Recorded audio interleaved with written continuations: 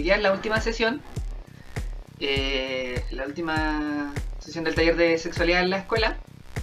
Y como yo les dije en un primer momento, yo no tenía bien claro dónde iba a deparar este taller, a propósito de que yo también me estoy introduciendo en estas temáticas también desde otras perspectivas. Creo que logramos abarcar gran parte de lo que yo quería, logramos ver gran parte de las cosas que yo consideraba necesarias para hablar de sexualidad en la escuela. Esto no quiere decir que hayamos abarcado todo lo que sea necesario, sino que me parece que hicimos más que nada una larga, extensa problematización, y que la sesión de hoy día, para que no quede solamente como problematizar y criticar, la sesión de hoy día siempre la pensé en forma casi de propuesta, ¿ya? Y esa forma de propuesta no necesariamente como dar una solución definitiva, sino que más bien tratar de plantear una alternativa ética, una alternativa a la forma en las cuales se plantea la sexualidad en la escuela de forma regular, ¿ya? Entonces, originalmente la sesión de hoy día se llamaba Pensar en otras formas, que fue una sesión muy difícil de planificar, particularmente, ustedes vieron que hubo un cambio entre medio, particularmente porque yo no considero que haya una perspectiva definitiva de cómo se debería trabajar la sexualidad en la escuela, sino que más bien yo soy partidario de los procesos de crítica constante.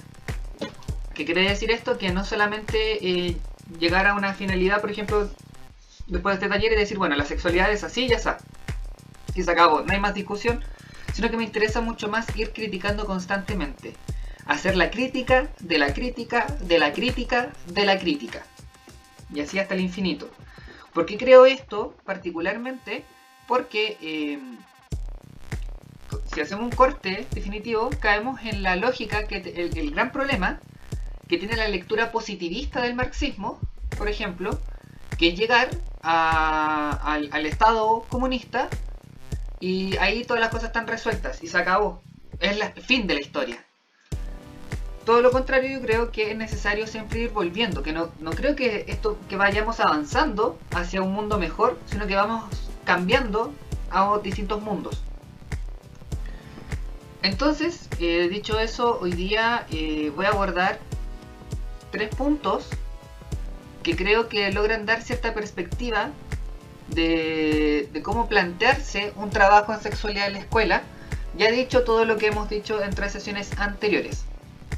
Ya para eso revisamos la propuesta de Carlos Calvo, que es muy situada en la escuela, pero también revisamos otras 2 propuestas, ¿ya?, que no son tan aterrizadas en la escuela, pero yo considero que son muy aterrizables, que son la de Donna Haraway, con la promesa de los monstruos, y la de Paul B. Preciado, desde las micropolíticas queer, ¿ya? Entonces yo planifiqué la sesión de hoy día en 3 puntos.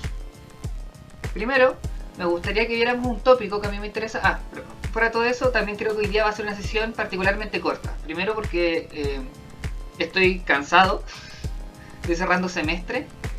Y segundo, porque gran parte de las cosas que vamos a ver hoy día siento que en cierto sentido ya las vimos, pero falta darle una última vuelta. Falta que, como que mi mamá diría que falta que cogen para que logremos vislumbrar esta perspectiva, ¿ya? Porque nos vamos a dar cuenta que aquello que estábamos haciendo en un momento no estaba muy distante a lo que llegamos. Entonces, hoy día me gustaría que viéramos 3 tópicos particularmente, ¿ya? El primero, que yo lo llamé la obsesión por la receta. El segundo, que se llama cómo no hacer. Y el tercero, que se llama cómo hacer, ¿ya? Bueno, dicho eso, voy a comenzar definitivamente la última sesión de nuestro querido taller. Yo quise partir esta sesión retomando un par de cosas que son bastante características del contexto en el que nos encontramos, ¿ya? ¿En qué contexto? Voy a hablar particularmente del contexto de la pandemia a nivel internacional. ¿Por qué? Porque si hay algo que ha hecho esta pandemia es explicitar las condiciones del mundo en el cual nos encontrábamos habitando, ¿ya? por ejemplo, en Chile particularmente se explicita la precariedad de la vida, se explicita la explotación laboral y la precariedad del mundo laboral, la precariedad del mundo de la salud, y el que me interesa más que nada en este momento es la precariedad en el sistema educacional. ¿Ya? Un sistema educacional que ha tratado de perpetuarse de cierta forma a sí mismo a pesar de las condiciones contextuales. Lo vemos claramente, por ejemplo, en cómo las universidades optaron por desarrollar clases online sin preparación de los docentes. En muchas universidades, por ejemplo, despidieron a gran parte de la planta docente, o sea, gran parte de los docentes que son ahora los profesores taxis, dejando solamente a los plantas que iban a comenzar a desarrollar clases con 200, 250 estudiantes. Contexto que es muy precario para realizar una educación virtual. ¿Ya? Una educación virtual no debería superar las 20 personas en contexto focalizado. También refleja la precariedad de las formas de conexión a internet que tenían las personas y tratar de desarrollar una educación a pesar de todo ello. También se refleja muy marcadamente en la forma en la cual en un momento en educación general básica y en educación media hubo una obsesión por mandar guías de trabajo con los estudiantes para tratar de hacer algo. Y asimismo, en cierta obsesión que hubo en un momento por tratar de todas formas, a pesar de cualquier obstáculo, desarrollar la prueba CIMSE. Y también, como dice Catalina, particularmente se comienza a romantizar, no solamente en el término de los trabajadores de la educación, sino que en términos generales, pero particularmente los trabajadores de la educación, a propósito de que tienen que comenzar a planificar, a replanificar la implementación de todas las cosas que tienen que hacer, ya sean profesores, personas que trabajen en programas u otros, ¿ya? Tienen que comenzar a replanificar con los mismos estándares, con los mismos indicadores de logro, con los mismos indicadores poblacionales de efecto, entre otras cosas, ¿ya? Vemos entonces cómo el sistema escolar, particularmente en la escuela y en educación superior, se trata de perpetuar la escuela a pesar de cualquier condición. No importa lo que esté ocurriendo, la escuela tiene que prevalecer, ¿ya? Pero esto es problemático en muchos aspectos, y esto solamente es una explicitación, un vuelco sobre el extremo de lo precario que ya es el trabajo en escuela y en educación en términos generales, ¿ya? Y para ello, yo quería referirme a dos concepciones que son clásicas en el trabajo en escuelas, ¿ya? La primera es el árbol de Pascua, ¿ya? El árbol de Navidad. En la escuela, cuando se suele hablar del árbol de Pascua, el árbol de Navidad, no se está haciendo referencia al adorno navideño, sino que se está haciendo referencia a la escuela misma. Ya, no sé si conocían esa concepción. Y ante cualquier duda, interrúmpanme nomás porque quizá hoy día va a ser muy por las nubes, ¿ya? La escuela se conceptualiza como una metáfora de la escuela, es el árbol de Pascua, este árbol donde uno cuelga muchos adornos, que está siempre repleto, muchas veces poco coherentemente, muchas veces se ve lindo, pero también a veces está sobrecargado, que esté lindo no significa que no esté sobrecargado, etc. ¿Qué quiere decir esto cuando se habla del árbol de Pascua en educación?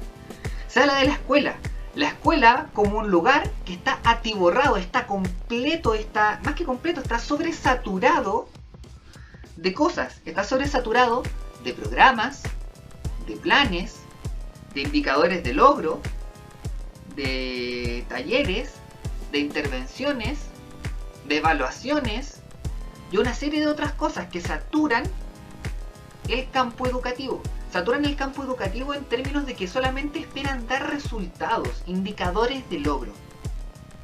Entonces, cuando se hace referencia a la escuela como un árbol de Pascua, se hace referencia a esa especie de, podríamos llamar, cuello de botella, como la idea del cuello de la botella, donde no logra salir todo, una especie de atochamiento, en el cual no se logra realizar todo lo que se esperaría realizar en la escuela, ¿ya? Y que muchas de las cosas se realizan solamente por ser realizadas, no hay muchas veces una reflexión de por qué se está realizando, cómo se está realizando, principalmente porque tienen que responder a indicadores de logro con los cuales están sometidos a financiamientos, con los cuales están sometidos a capacitaciones, a competición dentro de un mercado laboral, un mercado educativo hace muy poco, ¿ya?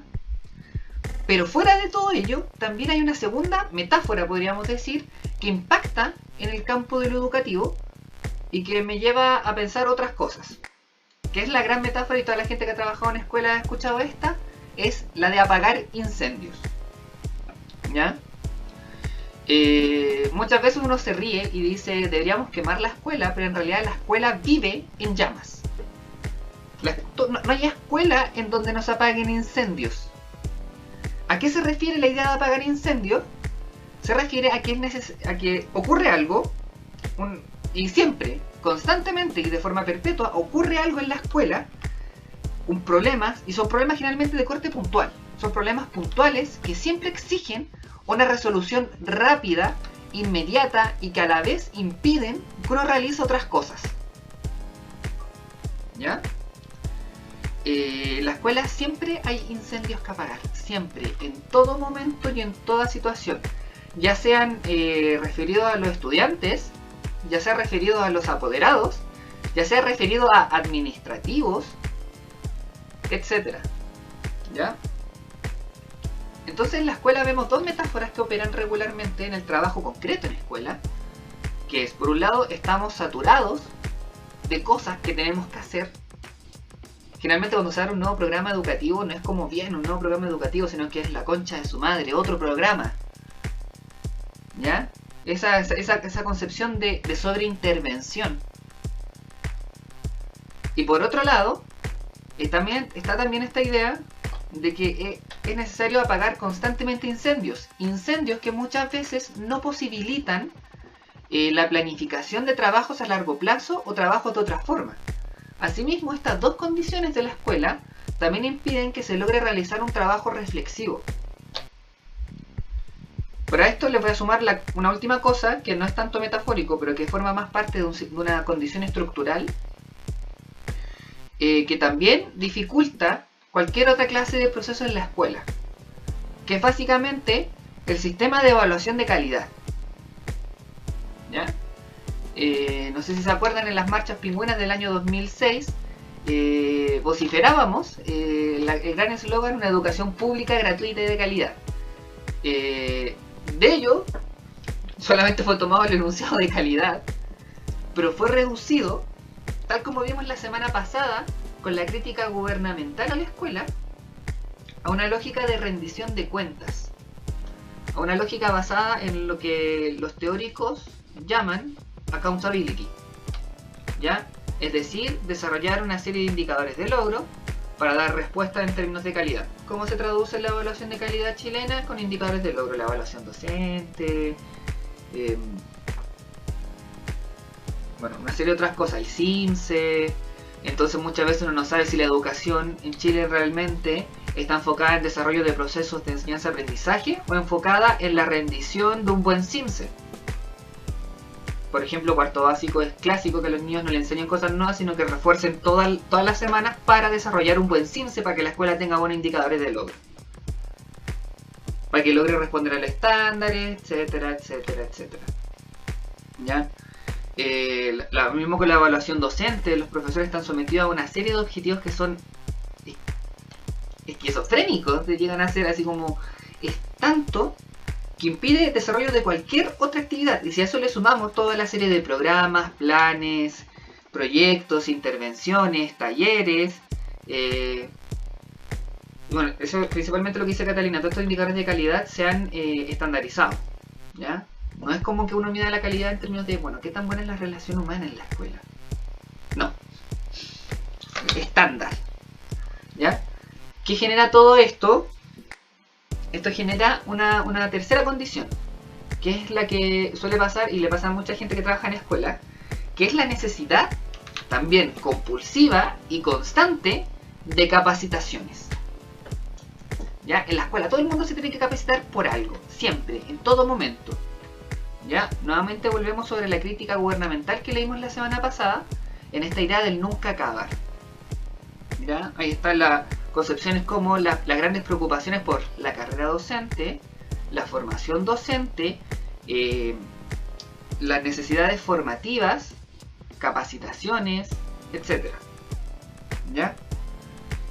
Todo este conjunto de situaciones que básicamente se tratan de resolver por medio de las capacitaciones, es decir, como ya, profesor, usted no logra dar cuenta de todos los indicadores que debería dar, tiene que apagar incendio, además tiene que responder a los indicadores de calidad, bueno, le vamos a hacer un taller en el cual usted va a aprender a lograr hacer todo esto, va a lograr formas eficientes de lograr hacer todo esto. Entonces, por ejemplo, cuando yo publiqué el formulario de inscripción a este taller, si ustedes revisan la cadena es enorme, la cadena de mails, y yo siempre les pregunto qué esperan del taller, cuáles son sus expectativas, qué esperan aprender. Había mucha gente que yo creo que no, al final no se quedó, que eran efectivamente profesionales de educación, que trabajaban en la escuela y en sus expectativas me pedían saber trabajar con las etapas del desarrollo, conocer estrategias para el abordaje de la sexualidad en la escuela, etc. ¿Ya? Es decir, hay una especie de necesidad por saber, pero ese saber tiene una característica particular. Es un saber que responde a la pregunta de ¿qué hacer?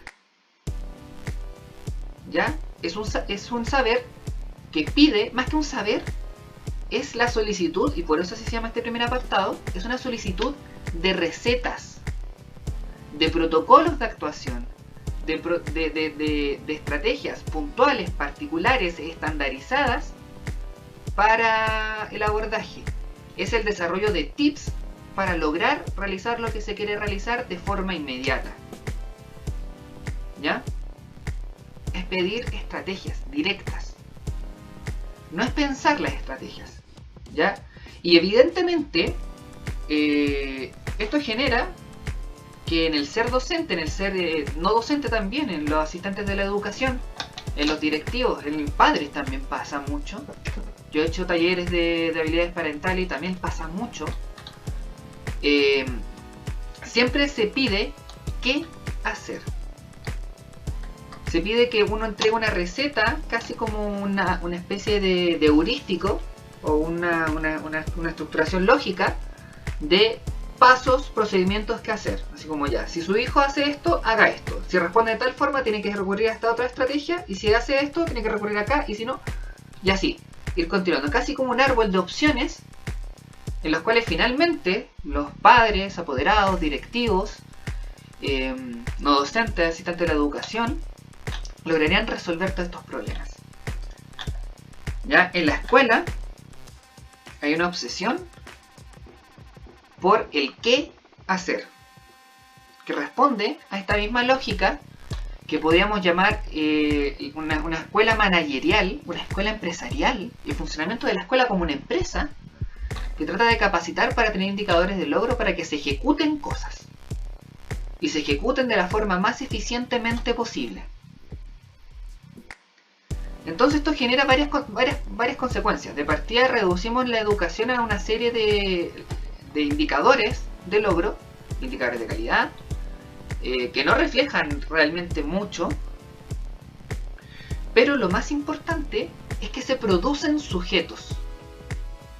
Se produce un sujeto profesor que constantemente se considera a sí mismo desactualizado y que pide saber qué hacer. Lo mismo con asistentes de la educación, lo mismo con directivos. Cuando yo hice mi práctica en escuela, yo traté de trabajar, por ejemplo, con asistentes de la educación, que en la escuela nunca nadie había trabajado con asistentes de la educación, y ellos estaban así como con una necesidad desbordante de saber qué hacer, si el niño me dice esto, ¿qué le digo? Si me dice esto otro, ¿qué le digo? ¿Cómo respondo? Ya genera a un docente directivo que piensa en esa lógica, pero que a la vez está tan saturado de cosas que hacer por apagar incendios y por el árbol de Pascua, que pocas veces tiene el tiempo de sentarse y decir, ya, ¿qué está pasando realmente con la educación? De hecho es una cosa que se pelea mucho en la escuela son las instancias de reflexión docente. Si la cosa fuese hasta ahí simplemente, no sería tan problemática la situación, ¿ya? Pero ¿qué pasa? Que esto no solamente ocurre dentro del campo de los que trabajan, por decirlo de cierta forma, prácticamente en la escuela, sino que también ocurre en el campo de aquellos que se supone deberían pensar la escuela, ¿ya? De la gente que generalmente desarrolla investigaciones, o que debería aportar evidencia para modificar un poco la escuela. Este mismo árbol de Pascua lleno de indicadores de logro, lleno de cosas por realizar, asimismo la necesidad constante de apagar incendios en la escuela, llevan a que tanto todos los agentes educativos como los investigadores de forma externa a la escuela se focalicen en el qué hacer. Por un lado, los agentes educativos piden desde un rol más de ejecutor qué hacer de forma compulsiva, ¿ya? Pero los investigadores también realizan un movimiento parecido. No investigan los fundamentos de la educación, por qué la educación es así, sino que investigan evaluando si se lograron cumplir los indicadores o no, en dar recomendaciones y en evaluación de los planes y programas. Hay muy poca reflexión en la investigación en campo educativo. Toda la investigación en educación se vuelca en un agujero negro, por usar una metáfora, que cada vez profundiza más y más sobre sí mismo, que no logra salir de sus lógicas y que cada vez en sí misma más. Por eso siempre que uno piensa en el campo de la educación es problemático tratar de hacer otras cosas. Por ejemplo, yo que me quiero dedicar en la tesis doctoral a realizar un proyecto que piense la educación de otra forma, recibió muchas críticas por parte de colegas del plantel del programa en el que estoy, porque lo mío no va a dar resultados inmediatos, porque yo me quiero detener en la fase previa, en por qué se piden tantos indicadores, tantas cosas, sino que yo me quiero detener ahí, pero me piden que me detenga en cómo dar respuesta a los indicadores. El campo de lo investigativo, sobre todo los psicólogos educacionales, ¿ya? Tengo unos amigos que desarrollaron una sigla que es APAP, All Psychologists Are Bastards. Todos los psicólogos son bastardos, principalmente por esto, ¿ya? Porque los psicólogos han participado explícitamente y abiertamente en el desarrollo de esta saturación del campo de la escuela. Ya, también los ingenieros comerciales, no le quitemos culpa al resto de las personas y algunos profesores por ahí. Pero, como les decía, el campo de la investigación y también pensar la educación fuera de la escuela, como invitaba en ciertos momentos Carlos Calvo. Pero ya voy a pelear con Carlos Calvo. Como les decía, una Nikai. Ya, se satura el campo de la educación, tanto del mundo de la investigación. El mundo de la investigación que debería ejercer una crítica a ver si realmente se están desarrollando los procesos de enseñanza-aprendizaje sobre estas lógicas neoliberales sobre la escuela, no lo hace. Ya hay muy poca investigación que logre desarrollar eso. Hay muy poca investigación sobre la política pública, cómo la política pública empuja a la escuela a desarrollar las cosas que desarrolla, ¿ya? De hecho, gran parte de la investigación en educación se centra en concepciones muy clásicas, ya igualmente necesarias, pero muy clásicas, de desarrollar otras formas de educación. Entonces se recurre regularmente a la nomenclatura freiriana, ¿ya? De la educación bancaria, que es básicamente una educación con enfoque clásico, expositivo, mimética, ¿ya? Se critica eso versus, no sé, pues, educación emocional. Entonces se desarrollan muchas propuestas de educación emocional, muchas propuestas de educación desde diversos enfoques, muchos enfoques que han emergido, pero también, como vimos la semana pasada, estas lógicas alternativas también en cierto sentido vuelven a caer sobre la regulación neoliberal de la educación, al tratar de tomar los afectos, las corporalidades y otra serie de factores, lo neurocognitivo emocional social, como una forma de modulación del proceso de enseñanza-aprendizaje para lograr desarrollar finalmente una clase igualmente bancaria. ¿Ya? Que eso fue lo que vimos entre la primera sesión y la sesión de la semana pasada. ¿Ya? La primera sesión con el texto que yo escribí, y en la semana pasada con el texto de las sociedades de control en la escuela. Entonces todo esto genera que haya realmente muy poca reflexión desde el campo situado de la escuela y desde el campo investigativo, muy poca reflexión al respecto de la pregunta por el cómo. ¿Ya? Y yo me quiero detener particularmente en esto. La pregunta por el cómo es una pregunta que desafía. ¿Ya? La pregunta por el cómo da un paso atrás a la pregunta por el qué. ¿Ya? Después de preguntarse un cómo, uno se pregunta un qué. Entonces, cuando siempre nos preguntamos por el qué, estamos obviando el cómo, que antecede al qué. Entonces, si damos un paso atrás, volvemos sobre la pregunta del cómo. Esto es casi metafórico, no es tan así como lineal. ¿Ya? ¿Y qué se pregunta el cómo? Se pregunta por los intereses, por los objetivos, por el mundo. Se pregunta por el lugar de la escuela en el mundo, por la posición escuela, por el dispositivo escuela. ¿Ya? Es una pregunta por la distribución del mundo que habitamos. Es volver sobre lo que decía Catalina, por ejemplo, y en cierto sentido lo que hace Carlos Calvo en cierto sentido, ¿ya? De decir, mira, la escuela no siempre ha estado en el mundo. Entonces preguntémonos por el cómo de la escuela. ¿Cómo emerge? ¿Cómo aparece? ¿Cómo se desarrolla? Esta es una pregunta que muchos filósofos podrían decir que se ubica dentro del territorio de aquello que los griegos llamaban la argé. ¿Ya? La argé responde casi literalmente a la idea de origen, ¿ya?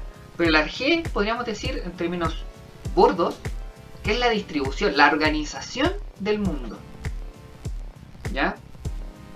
De hecho, por eso Michel Foucault desarrolla la ciencia del argé, que conoce como arqueología, que es como argeología, ¿ya?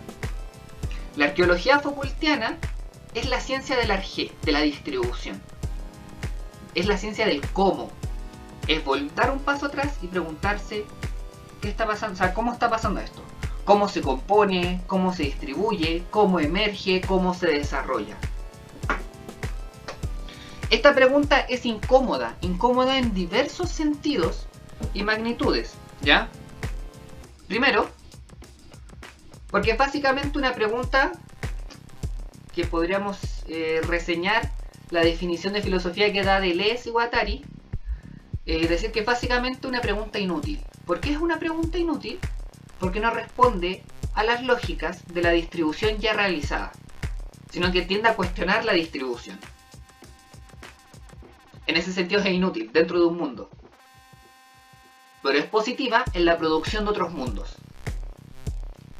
O sea, de partida es incómoda, porque cuestiona, trata de abrir otras posibilidades y pone un freno, ¿ya? Y asimismo, ese cómo no existe. ¿A qué voy con que no existe? A que ese cómo se tiene que inventar. Los cómos no andan corriendo por la pradera y uno los tiene que atrapar. No es un Pokémon que uno tenga que atrapar, sino que uno tiene que inventar esos otros cómos, esos otros mundos posibles. Se tienen que inventar. Y eso lleva a grandes desafíos. Entonces, cuando uno generalmente se pregunta por el cómo, también hay estrategias sociales de pararte, para que no te preguntes por el cómo, ¿ya? Que básicamente no te hagas caldo de cabeza, como estás pensando mucho las cosas, bueno, y esa estrategia del nihilismo pasivo, ¿ya? Mientras que en este otro lado estamos tratando de trabajar sobre un nihilismo activo. En ese sentido, yo quería leerles hoy día, yo leo súper mal así que me van a perdonar, ciertos resabios de dislexia que todavía quedan en mi cuerpo. Les quería leer un pequeño extracto de un capítulo de un libro, si es que se carga en mi celular, que nos incentiva a la pregunta del cómo. Y lo voy a tener que leer desde el celular, porque si cierro la pantalla del computador se deja de grabar, y no entiendo por qué hace esas cosas, si no lo debería hacer. ¿Ya? Pero volvamos sobre esto. Entonces la importancia del cómo es esa. La importancia del cómo es abrir el mundo hacia otras posibilidades. No, en la escuela nunca me logró estandarizar. Yo tenía promedio 7 en biología y ya no da anotación en biología.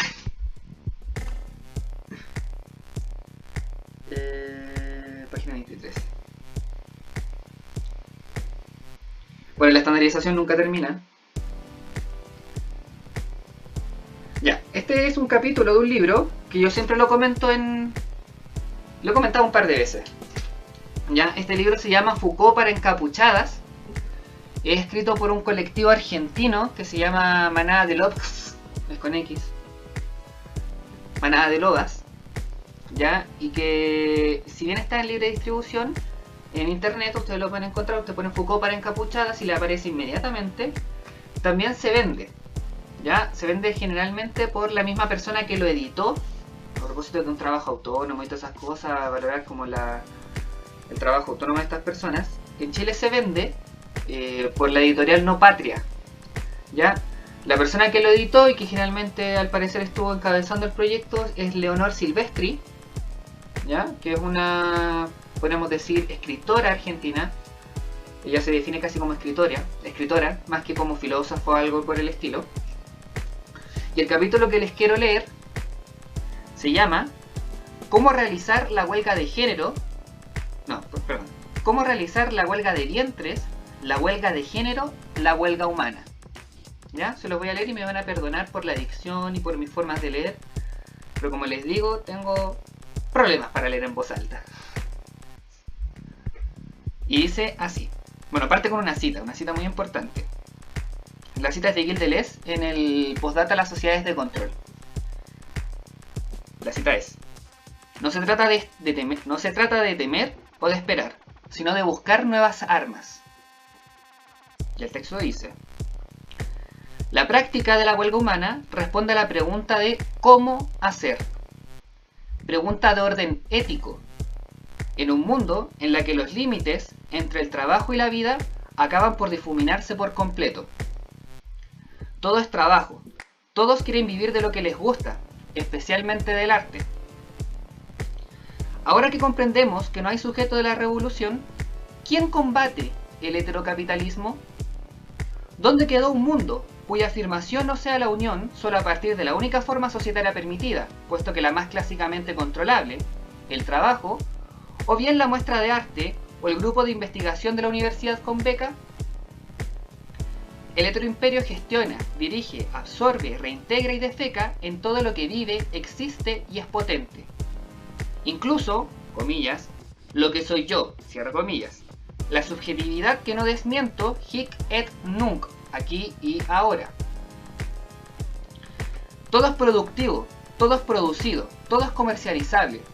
Las muecas de la rebelde posporno ya comienzan a venderse muy bien en las góndolas de los supermercados del deseo revolucionario. Son las manuchao de la disidencia queer. Hasta capucha llevan y sus granadas son de plástico para la foto de una portada de un libro con firma autoral. Ese es un libro sobre posporno por si acaso. Ahí lo podríamos buscar. ¿Cómo hacer? Es una cuestión técnica. Requiere un artesano ludita que teja los nuevos procesos de subjetivación, que invente las nuevas formas de vida. Un otro cómo. La huelga humana es la respuesta al obrero viril y machiruro de la revolución, porque nunca ataca las relaciones de producción sin atacar al mismo tiempo las relaciones afectivas que la sostienen.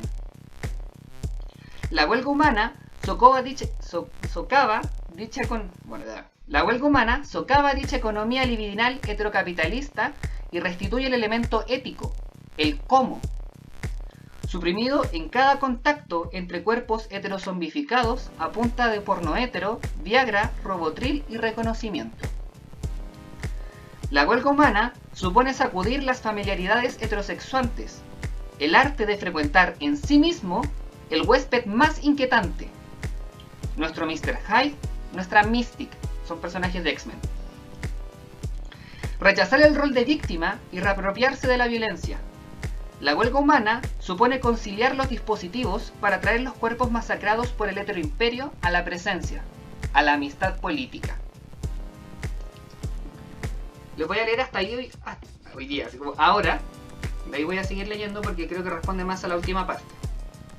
La primera parte de este capítulo trata de plantear la pregunta por el cómo.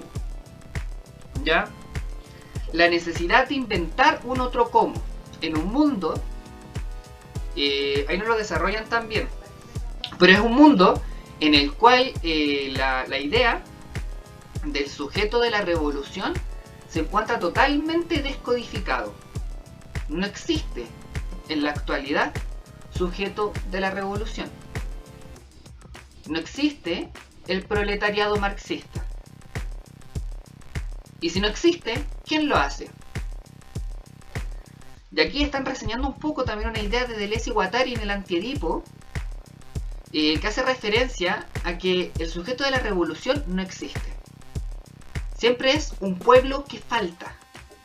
Y ese pueblo falta particularmente porque se tiene que inventar. Una especie de contraclase que establezca las condiciones de una revolución posible. Entonces, la pregunta por el cómo se dota de esa relevancia. Pensar en otro cómo es pensar en otras prácticas, es pensar en generar otros agenciamientos colectivos, podríamos decir, para lograr desarrollar algo. Pensar en otras formas, transformar las formas, no solamente ejecutar. ¿Ya? Entonces, como les digo, la pregunta por el cómo nos sirve para eso, tal como era el título de esta sesión: pensar en otras formas. ¿Ya? No es buscar un hacer por hacer. Por eso nunca les voy a dar una lista de qué cosas hacer, ni un protocolo de actuación. Yo siempre le digo a la gente, si supiéramos qué hacer, créanme que ya lo hubiéramos hecho. Si alguien ya lo supiera, ya lo habríamos hecho. La revolución ya se hubiese hecho hace rato. Pero nadie sabe qué hacer. ¿Ya? Y eso también responde a una serie de dicotomías que se han generado en el mundo.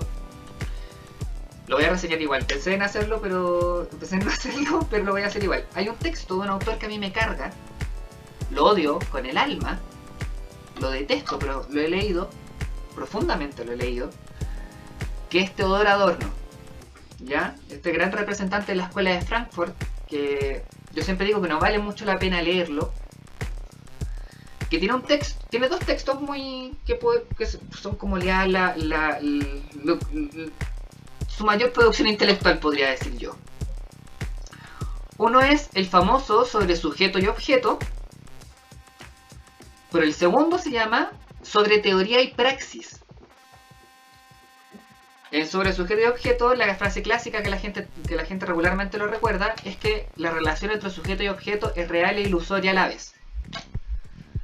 Ya él usa es un pensador marxista, utiliza las categorías de ideología como falsa conciencia, por eso es real e ilusoria, etc. Y bueno, utiliza otras categorías entre medio que no son necesarias de destacar. Lo que sí me interesa es cuando plantea la relación entre teoría y praxis. ¿Ya? Él parte de ese texto diciendo: la relación entre teoría y praxis es la misma que de sujeto y objeto. Bueno, queda así como... es real e ilusoria a la vez. ¿En qué sentido? En que toda acción requiere de una reflexión, si no es lo que él llama en ese texto pseudo-acción. Esta cosa de los marxistas de ponerle pseudo a todo. Pero a lo que se refiere es que una acción, por realizar acción, es obedecer a un mandato. Es repetir lo que otro ya dijo que tenías que hacer. En cambio, la reflexión constituye un momento sumamente relevante para poder realizar otras cosas. Por lo tanto, la reflexión, la instancia que la gente generalmente llama teórica, ya constituye una acción. Es la acción de reflexionar. Para no repetir consignas, por ejemplo. Que ocurre mucho en internet, que repetimos acríticamente consignas. Esta misma idea también es retomada por Zizek en otro momento y también plantea la necesidad de desarrollar una reflexión porque de verdad no sabemos el cómo. Ya, mucha gente se vuelca en el qué. Por ejemplo, feminismo radical. Me van a poner. En el feminismo radical, por ejemplo, las burlas que se hacen por internet está la idea de compañera lesbianízate. Haciendo una pésima lectura de Monique Wittig, por ejemplo. Casi como un acto político y que ha quedado más que como instancia reflexiva, como un protocolo de qué hay que hacer para ser buena feminista. Entonces, si tú quieres ser buena feminista, haces esto. ¿Ya? Pero también pasa, y aquí para matizar para que no me funen tanto, igual me van a funar, en el acto también que se ha realizado de esta gente que leyó lo queer como algo sobre lo cual había que identificarse. Si ustedes leyeron el texto de Paul B. Preciado, que al menos ya es una reseña de la historia de lo queer nace como una política post-identitaria, fuera de la identidad, y después tenemos sujetos que cacharon que lo queer parece que estaba pegando y dijeron, bueno, soy queer. ¿Quién podría haber sido ese? Por ejemplo, Alex Zambarte. ¿Ya? Lo mismo ocurre, por ejemplo, cuando desde también el mundo más queer se lee la idea de que el ano es revolucionario. Yo hice un artículo completo de por qué el ano no es revolucionario, sino que está plenamente integrado en los circuitos de producción de capital, principalmente en la lista pornográfica. Siempre que digo eso peleo con la gente porque me dicen, no, pero Deleuze, Guattari, las feministas también queer también dicen esto de que el ano es la última, el ano masculino es el único punto cerrado porque es lo que permite la articulación y la apertura de todos los orificios de la mujer, etcétera, etcétera, etcétera. Y les digo, bueno, vayan a Pornhub, vayan a cualquier página porno y busquen pegging, la chupada de poto, que generalmente el nombre se conoce como brain job en porno, y que está plenamente integrado dentro de las páginas hetero de porno. Y que el poto también, el ano masculino, se ha abierto a las nuevas posibilidades. Busquen el manual de 100 preguntas sobre sexualidad desarrollado por la Municipalidad de Santiago, en la parte en la cual ven el punto G del hombre. Está sumamente integrado a partir de la neuro no sé cuánto, de volver neurológico el placer a través de terminales de conexiones nerviosas. Y se ha validado, y se ha integrado dentro de los circuitos de producción de capital. Pero si seguimos repitiendo la consigna acríticamente de que el ano está cerrado, el ano masculino está cerrado, terminamos cayendo en la consigna, sin reflexionar a propósito también de las mutaciones que ha tenido el tiempo, porque muchas de las consignas que retomamos son de los años 70, de los años 80, tal como vimos también con la idea de construcción social, que es una idea de los años 70, pero que en realidad ya estaba en 1800, finales de 1800, entonces, por eso la pregunta por el cómo es importante, ¿ya? Entonces, esta pregunta finalmente en el campo educativo, ¿qué nos va a permitir? Yo tenía una profesora que nos decía, ya, quemen la escuela, ¿qué hacen mañana? Hay que dejar de pensar en la escuela como una estructura arquitectónica solamente, sino que hay que pensar como una forma de realidad social. Entonces, para derribar la escuela en su sentido no literal, de botarla, necesitamos pensar en otras formas posibles. ¿Ya? Eso de... Ya, pero por ejemplo, en el campo político se repiten mucho estas consignas acríticas. Como ya apruebo, rechazo, TikTok. se llama esto? Chilezuela, por ejemplo, operó acríticamente. Ni una menos, muchas gracias Catalina. Ni una menos, Me Too. Y otra serie, hay muchas consignas en el campo social y del ciberactivismo que se repiten de forma crítica. Entonces no caigamos en eso. Podemos retomar las consignas y evaluarlas en el mundo contemporáneo, ver si es necesario desarrollar otras consignas, pero siempre hay que tener este paso previo. Y por eso les digo, y esto también es una crítica a muchos estudiantes universitarios, que cuando llegan como a últimos años de su formación dicen, ya, pero todo esto es muy teórico, ¿qué hago? Y quieren una receta. Le pasa generalmente a los psicólogos cuando se tienen que enfrentar a pacientes y empiezan así como, ya, pero ¿qué hago? Así como, bueno, cada paciente es diferente. Tú tienes que tener una mirada para afrontar esa situación, tienes que posicionarte en un lugar. Ya, pero es que yo me quiero abordar en su experiencia. ¿Cuál es tu concepto de experiencia? ¿Experiencia en términos del psicoanálisis? ¿Entendidos como la experiencia como una realidad psíquica que no importa que no haya ocurrido realmente en el mundo real, sino porque ocurriera ya en el mundo psíquico, ya es experiencia del sujeto y que responde a una serie de patrones inconscientes? ¿O la experiencia desde el humanismo que responde a tu experiencia en cuanto a desarrollo que ha sido interrumpido por el mundo exterior que no ha permitido que tú desarrolles tu pleno potencial? Entonces, genera problemas. ¿Ya? De hecho, el único enfoque de psicología que no se va a hacer la experiencia es el conductismo. Entonces, por eso es importante la pregunta por el cómo. Nos permite dar un paso atrás, mirar, así como tratar de mirar qué chucha está pasando y ver, ya, no.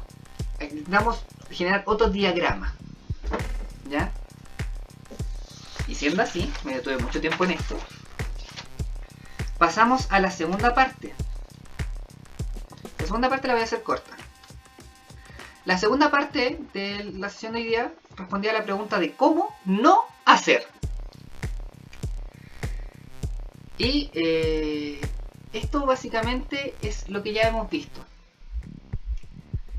Cómo no hacer es no naturalizar y no tratar de volver absoluto un campo. No ser integral. ¿Por qué no naturalizar y no ser integral? Por ejemplo, cuando se naturalizan las categorías de sexualidad como cuerpo, género, sexo, orientación sexual, vamos a comenzar a trabajar, nos vamos a volcar sobre el sujeto en tanto que individual, en tanto que identidad plena, coherente y que no cambia en el tiempo. Esta idea de identidad como dato coherente, estable y permanente en el tiempo, ¿ya? Como estas personas que dicen, bueno, yo entonces descubrí que era tal cosa, porque esa es mi verdadera verdad. Es como, ¿descubriste? ¿O cambiaste? Mutaste. Mutaron tus gustos, los gustos cambian, gente. Uno como se concibe a sí mismo también cambia, gente. No es que descubrimos la verdadera verdad. Pero asimismo, había una naturalización de las conceptualizaciones de infancia. Infancia como proyecto de adulto, como porvenir de la sociedad, que se plasmaba en la noción de alumno, como aquel que tenía que obedecer. ¿Ya? Y que la naturalización de las categorías de sexualidad, la naturalización de la infancia en tanto que alumno, producía también una absolutización de estos campos, es decir, se desarrollaban estrategias para trabajarlos de forma completa, de forma integral. Entonces, si la sexualidad es natural en las personas y la infancia tiene que aprender, porque es lo que él tiene que hacer, tiene que aprender, él no sabe, vamos a tener que desarrollar una serie de programas para que aprenda todas las cosas que tiene que aprender dentro del campo de la sexualidad porque responden a su verdadera identidad. Entonces ahí estaban los programas de educación sexual integral, que como vimos tenían una serie de problemáticas, porque si bien abordan una serie de puntos que uno podría considerar conforman gran parte de la lista del sujeto, los realizaba desde una postura marcada, que no era una postura neutra. Estaban los programas de no más violencia, o sea, los planes de no más violencia, que como vimos, terminaban produciendo al sujeto violentado y al sujeto violentador, casi como una forma de autovalidación para poder extenderse, una amiga también me comentó el otro día, también como una forma del desarrollo de los dispositivos de seguridad.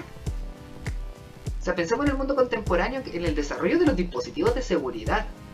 Es decir, casi como la idea Foucaultiana de vigilar y castigar, de que la idea de que el criminal, la cárcel, la prisión produce el criminal, casi como forma de perpetuación de las propias lógicas punitivas del Estado. ¿Ya? Así como, no, a todos estos niños deberían meterlos presos nomás si son puros delincuentes. Reprimir más las marchas, disminuir la potenciación colectiva, etc. Desde ahí parte. Y también, porque este Estado no puede ser solamente punitivo, ni hay gente que le llama así como el Estado padre, así como el Estado que es muy del psicoanálisis, esta idea del que impone la ley del padre, que corta, que es castigador. Pero también, lo vimos en las políticas de equidad de género, que en esta sobrefocalización también se producía la desigualdad que se trataba de invisibilizar y a individualizar sobre ciertos sujetos. Entonces aparece lo que otros autores llaman la idea del Estado materno, también desde el psicoanálisis. ¿Ya? Estoy utilizando la metáfora más que nada. Como este que es más bueno, ¿ya? Pero que tiene algo. Así como la mamá esquizofrenógena, así como la mamá que es como, ¿hiciste esto? Como un poquito en esa lógica. Entonces vemos que se trata de aparentar un Estado punitivo, como el Estado castiga y el que castigue es bueno, pero también como el Estado te apoya. Y tenemos nuevamente otra serie de dualidades, pues entre el Chile crece contigo, protección, cariño, cuidado, preparación para el futuro, Sename, abuso sexual infantil. Y estas mismas lógicas se encuentran presentes en la escuela. El tema de la educación sexual integral también como para que el sujeto, será la otra lista, desarrolle una autonomía sexual, se autorregule emocionalmente, cognitivamente, afectivamente y tenga un conjunto de competencias para lograr vivir en armonía y paz con el resto de las personas y pueda agenciar su propio desarrollo sexual. Esto no lo dije la semana pasada, pero esta lógica de intervenir sobre la infancia como motor de su propio desarrollo viene desde una lógica que se comienza a desarrollar en Estados Unidos en el año 1965, cuando en Estados Unidos se desarrolla un programa que es vigente hasta la actualidad, si no me equivoco, se llama Head Start, ¿ya? Que se desarrolla, no me acuerdo el nombre del presidente, en la época en Estados Unidos, se desarrolla como una de sus estrategias que era conocida como la guerra contra la pobreza. Ese programa era de atención focalizada a la primera infancia. Ese programa se imita en muchas partes del mundo, entre ellas Chile en el año 1974, y la formulación de ese programa tiene por objetivo específico reducir los costos de mantención de la población por parte del Estado a través de una intervención centrada en los primeros años de la vida del sujeto para que pudiera agenciar su propia salud, su propio emprendimiento y sus propias condiciones de vida. Es el mundo actual. La idea del emprendedor y que después se empezó a masificar en otra serie de programas, como en las políticas de empleo joven. Y ustedes pueden leer un libro muy interesante del Guillermo Rivera que salió hace poco, que es como el sujeto el joven trabajador del management, una cosa así se llama, que está de distribución libre. Los trabajos del Guillermo son súper interesantes. Él trabaja en esta misma idea, pero desde las políticas de empleo joven, la precariedad laboral joven, entre otras cosas. Entonces vemos cómo no hacer, no naturalizar y no totalizar. Entonces, en cierto sentido, las tres sesiones anteriores sí tenían una finalidad, sí estaban apuntando a algo y sí estábamos haciendo algo. No solamente estábamos pensando para pensar. Entonces sí, ya sabemos cómo no tenemos que hacer, ya tenemos una especie de diagnóstico del campo educativo. Es muy general, podríamos profundizar sobre muchas aristas más, pero ya logramos ver algo. Entonces la pregunta termina siendo, tercer punto, ¿cómo hacer? Y aquí, como les dije, no existe una respuesta. Fin del taller, se acabó. No, mentira. Cuando nos preguntamos por el cómo hacer, yo al menos integré 3 textos como estrategia para lograr pensar. ¿Ya? El texto de Calvo, el texto de Haraway y el texto de Preciado. Por ahí también se me filtró un texto mío que al final dije, ¿por qué puse esto acá? No tengo idea. Podemos ver cómo lo integramos después. Pero creo que nos quedemos claros con un par de cosas al respecto del cómo hacer. El cómo hacer no existe. Hay que inventarlo. Si hay que inventarlo, al ser un cómo hacer, no es único. Es decir, no nos vamos a encontrar con solo una respuesta. Al no ser solamente una respuesta, el primer cómo hacer es no caer en el normativismo al respecto del cómo hacer. Es decir, no es decir, bueno, se va a hacer así y es la única forma. No. Sino que hay que ver diversas formas de hacer. ¿Ya? Tenemos una multiplicidad, yo me escribí acá, tenemos una multiplicidad de posibilidades y que estas posibilidades no garantizan nada. Ojo con eso, por eso también el cómo es problemático, no garantiza nada. ¿Por qué no garantiza nada el cómo? El cómo no garantiza nada más que transformación. ¿Por qué? Porque no se pueden calcular sus efectos. ¿Por qué no se pueden calcular sus efectos? Porque está por fuera de los efectos que tenemos conocimiento. Por eso un otro cómo genera lo que podríamos llamar una crisis paradigmática. Instala nuevas formas que van a tener que desarrollarse nuevos dispositivos de evaluación, nuevos dispositivos de control, etc. ¿Ya? Sin embargo, a pesar de esa problemática, nos permite abrir el campo a lo múltiple. Mostrar que existen otras formas posibles y mostrar que este no es el único mundo que podríamos habitar. Y que el fin del mundo no es la única opción que tiene el mundo. Ya como esa frase que empezó a pulular hace muy poco tiempo de que no era más fácil pensar en el fin del mundo que en el fin del capitalismo. Porque efectivamente formas alternativas a la dualidad que produjo el capitalismo, dualidad así como capitalismo-comunismo, porque son parte de un mismo marco de producción, pensar fuera de esas dos lógicas, la lógica izquierda-derecha por ejemplo, también no es sumamente difícil. ¿Ya? Cuando incluso actualmente se han agregado otra serie de categorías que matizan el campo, por ejemplo ese típico cuando uno hace un test en Facebook, soy una señora, que este es como esquema, este cuadrante que te dice como ya izquierda, derecha, conservador, liberal. Se ha pluralizado un poco el campo de la política. ¿Pero son las únicas categorías? ¿Es la única forma de proceder? ¿En este mundo actualmente? Sí. ¿Se pueden inventar otras? Sí.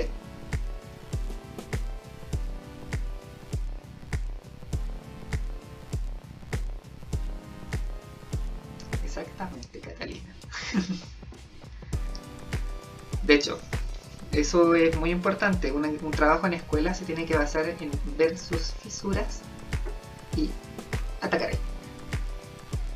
Uno siempre puede prender mecha en cualquier lugar. Todos los lugares tienen fisuras y uno siempre puede prender mecha ahí. ¿Ya? Entonces, sobre esto, recordemos que yo trabajo desde el punto de vista Foucaultiano, desde este marco del proyecto Foucaultiano.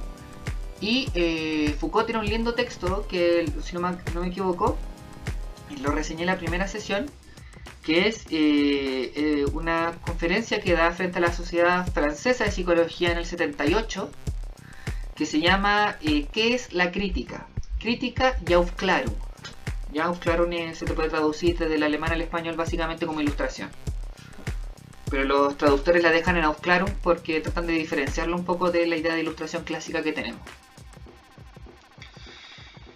Ahí Foucault plantea que la idea de su proyecto no es pensar en cómo no ser gobernado, sino que lo que le interesa es cómo no ser gobernado de tal forma, a tal precio, a tal costo.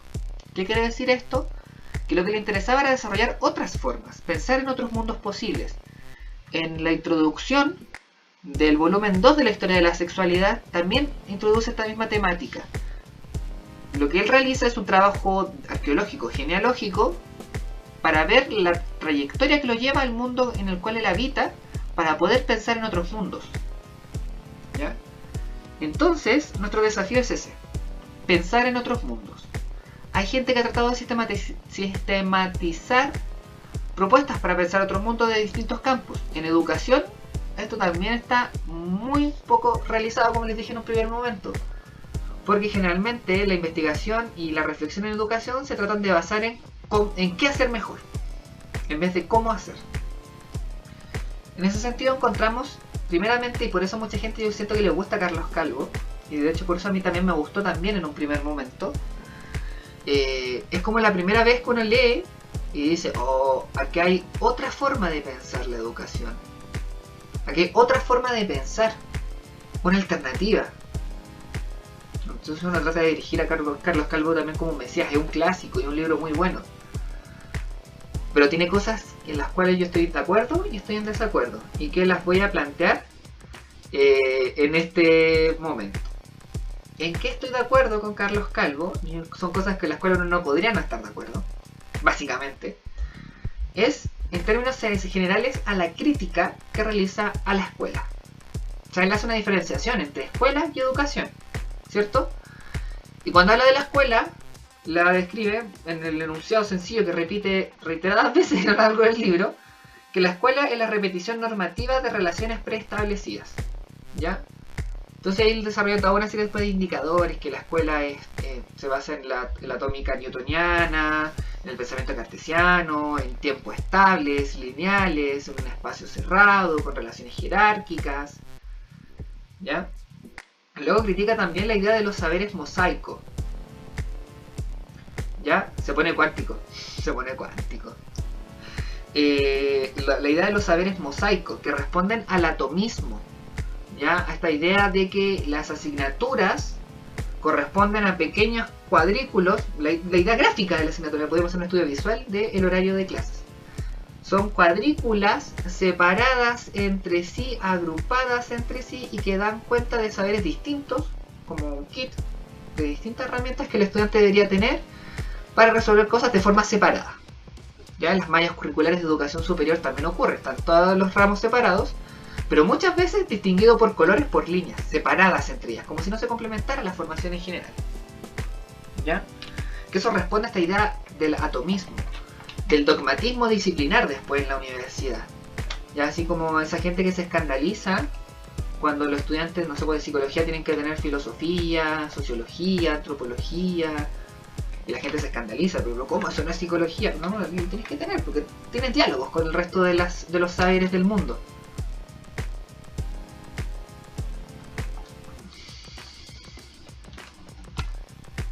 Oye, la matemática es muy importante.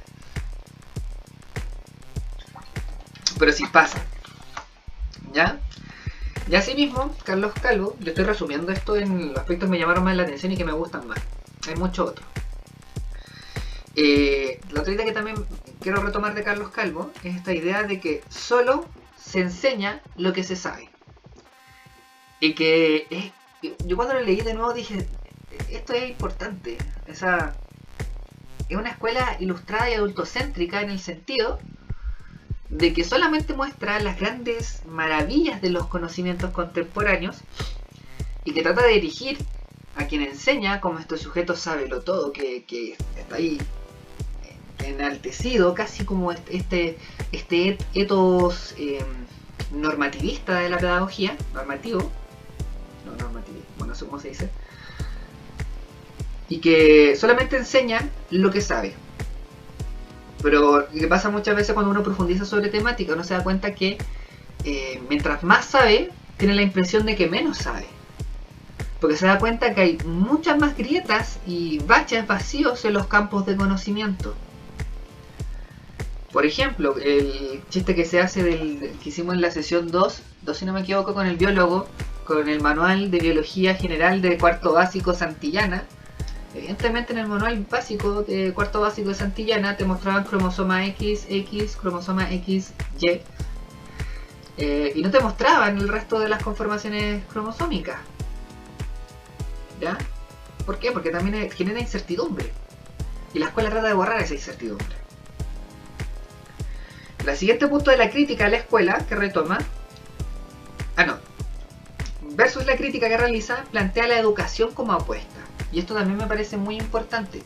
La definición que él da de educación distinta al de escuela es que la escuela era la repetición de relaciones preestablecidas en este marco lineal, atomista, ¿cierto? Con espacio-tiempos estáticos, versus la educación como la creación de nuevas relaciones posibles. Es decir, está la educación como un cómo. La educación, distinto de la escuela, respondería a esta pregunta por el cómo. ¿Ya? Y aquí voy a retomar algo que él mismo dice para criticarlo. Como puerta para empezar a criticarlo. Él propone una serie de modelos con los cuales comenzar a observar esta educación para plantearla. Por ejemplo, en un momento parte desde la educación no formal y desde la etnoeducación. ¿Ya? Sin embargo, él dice que no son modelos a replicar, sino que son ejemplos sobre los cuales uno puede comenzar a pensar. ¿Ya? A partir de aquello comienza a desarrollar toda una serie de nomenclatura, retomando la física cuántica, retomando el pensamiento complejo, retomando la química, retomando ciertos aspectos de biología. ¿Ya? Y aquí es donde tengo mis principales problemas con Carlos Calvo. ¿Ya? Vamos a ver, y aquí esto voy a ser enfático. Lo que quiero retomar de Carlos Calvo es esta apuesta por tratar de pensar la educación de forma distinta, tratar de pensar la educación como un cómo. Sin embargo, cuando la plantea en su estructuración, siento que cae, y aquí podemos discutirlo después, cae más que en un cómo, en un qué. Y vuelve a rigidizar todo el campo a pesar de haber tenido una apuesta por liberarlo. Entonces, ¿en qué no estoy de acuerdo con Carlos Calvo y qué es lo que me parece que es riesgoso en su planteamiento? Primero, que se realiza desde una perspectiva platónica. ¿A qué voy con que se realiza desde una perspectiva platónica? En que trabaja la escuela como una ilusión. Platónico en el sentido de la alegoría de la caverna, que se usa muchas veces para hacer referencia a esto.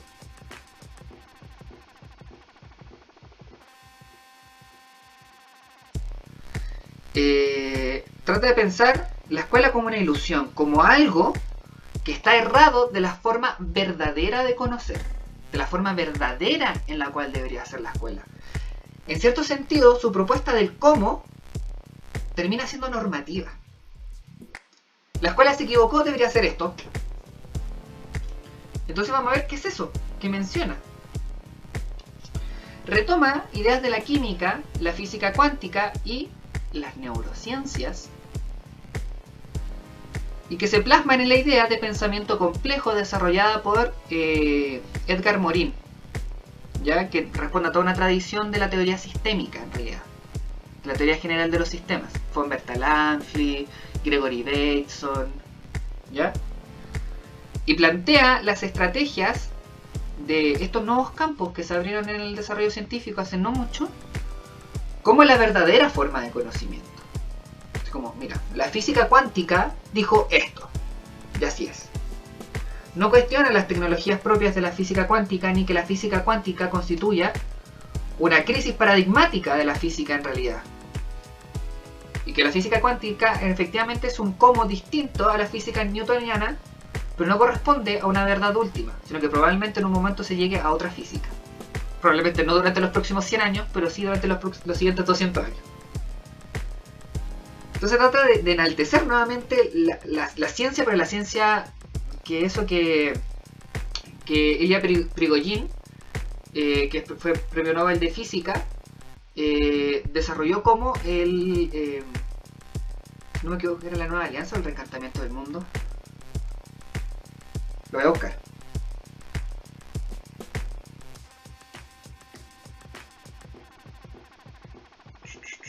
Bueno, una de las dos era, pero que este físico trató de desarrollar, sí, la Nueva Alianza. Como una nueva alianza, como una alianza que reencanta el mundo y que lo despoja de la física newtoniana mecanicista, atomicista, y lo vuelca sobre un encantamiento de un mundo que es dinámico, que es probable, ¿ya? Ese libro es muy interesante y se desarrolla gran parte de la idea desde las teorías del caos, la física cuántica, la termodinámica, otra serie de cosas muy interesantes. Es un libro muy introductorio a la física, muy entretenido. Entonces trata de plantear este cambio paradigmático que hay en las ciencias. Entonces, ¿de qué habla? De física cuántica, del principio de certidumbre, y habla de neurociencia.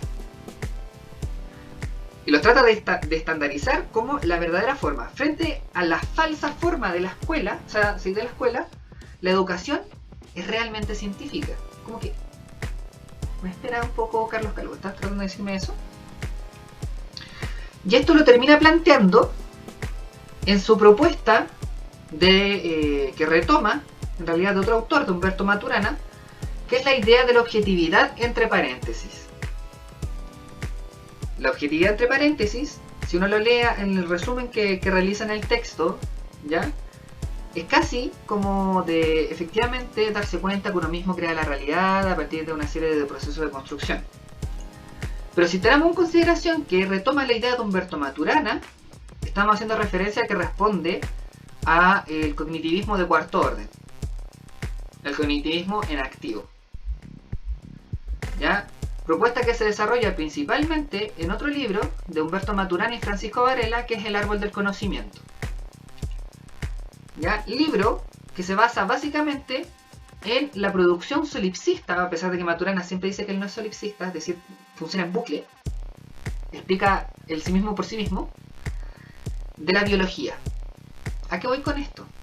Lo que realiza Humberto Maturana en ese texto es desarrollar cómo al final el cerebro es causa y efecto de las formas de conocimiento, ¿ya? Es decir, cómo el cerebro es que lo que nos permite conocer, desarrollar una serie de procesos, bla bla bla bla, pero también cómo el cerebro se va construyendo a partir de esa serie de procesos de conocimiento. Es un libro biologicista y solipsista. El cerebro es alfa y omega del conocimiento. Entonces, en esta misma propuesta vemos que ya Carlos Calvo está normativizando, está naturalizando, está enalteciendo la ciencia como forma última de conocimiento, como la forma verdadera de conocimiento. La estabiliza a partir de esta misma idea de objetividad entre paréntesis, es como media relativa pero a la vez rígida, ¿ya? Volver a lo natural del cerebro, esta idea de los organismos autopoéticos de tercer orden,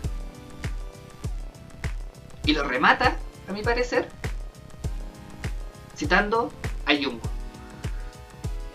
al alemán, al pololo de Freud. ¿Para qué? Para hablar del holismo. ¿Qué es holismo?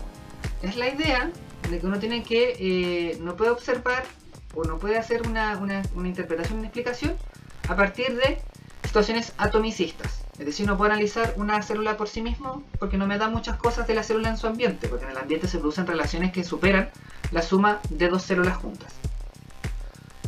¿Qué pasa? Que el holismo es tratar de abarcarlo todo. Y eso ya nos suena un poco a lo que vimos la semana pasada con la idea de lo integral. Holismo y integral son casi palabras muy similares y se han tenido usos bastante similares. Pero más aún, citando a Carl Jung, nos vuelca sobre una idea bastante hipienta de la relativización que realiza de todo el proceso educativo. ¿Ya? Casi como chiquillos somos un todo, entonces tenemos que analizarlo todo como el todo. ¿Ya? Entonces vemos que rigidiza, esencializa, totaliza. A pesar de que partió con muy buenas intenciones de plantear un otro coma a la educación. Pero como si eso no fuese poco, trabaja por binarios. ¿Ya? Trabaja sobre el binario rígido y estático, escuela versus educación.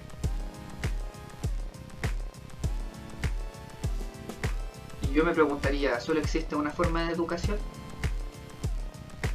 podríamos hablar mejor como en plural, como educaciones. Al menos mi perspectiva es que deberíamos hablar de educaciones, y la propuesta de Carlos Calvo es una. Retomando a Carlos Calvo para criticar a Carlos Calvo, para salvar a Carlos Calvo, porque también me parece muy interesante, es que hablemos de educaciones. Y que esta propuesta de Carlos Calvo efectivamente responde a las formas de conocimiento de una época, ¿ya? Que es la época en la cual vemos una serie de crisis paradigmáticas en muchos campos de la ciencia y que ayudan a pensar también la escuela de forma distinta. Está bien en ese sentido, ¿ya? Lo que no me parece es que opere por binario, y al operar por binario lo vuelve normativo también, como solo está esto y esto, escojan, mezclenlo, no hay otro. Pero lo que más me molesta es que niega su propia posición. Es decir, desarrolla todas estas cosas que yo les dije, pero en ningún momento lo reconoce.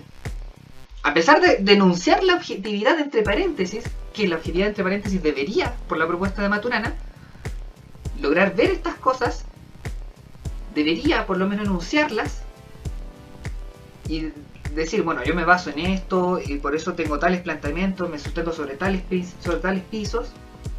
No lo realiza. E incluso lo vuelve como esencialista, pero esta es la única otra alternativa que hay de la escuela. Eso es lo que más me molesta de lo que realiza. ¿Ya? ¿Pero por qué entonces les puse el texto de Carlos Calvo? ¿Para criticarlo? No. Sino que particularmente... sí, le llamo a Carlos Calvo después de leer a Osho. No era como para pensar mal. Y yo también, como les digo, no creo que Carlos Calvo esté como errado en todo, sino que me parece una propuesta. Una propuesta que puede servir, que puede no, que puede generar cosas, que puede generar no. ¿Ya? Pero, estas son las problemas que yo le encuentro a partir de mi perspectiva, de lo que yo voy a plantear.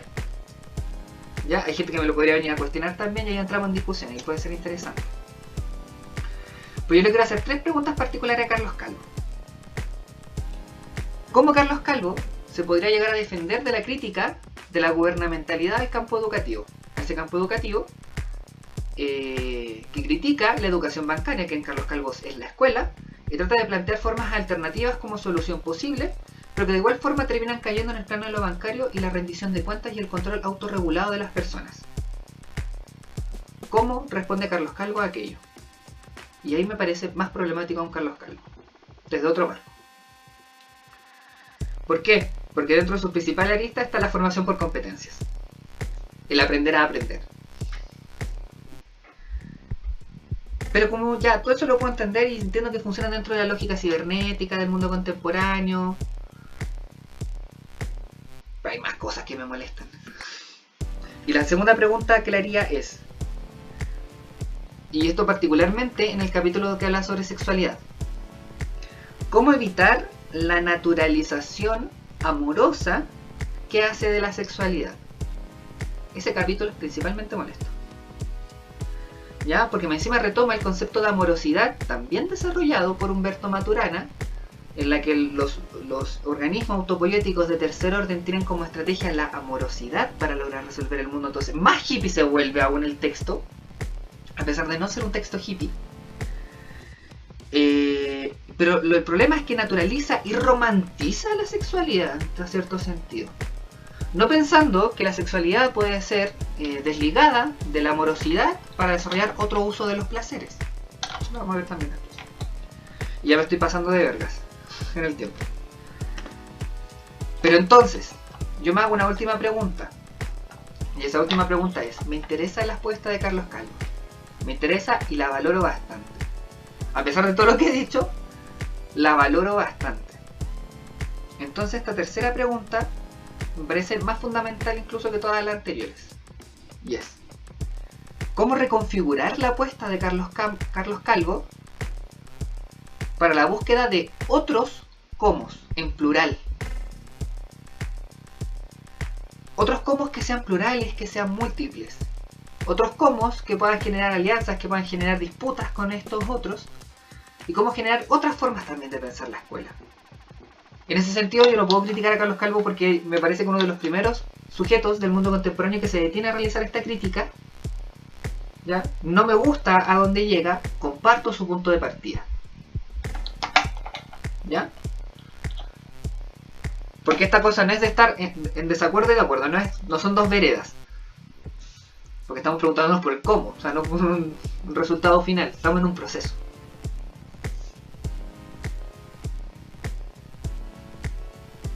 Eso yo creo que es lo importante de Carlos Calvo, tal como dice Catalina, que muestra que la escuela es solo parte de un territorio inexplorado.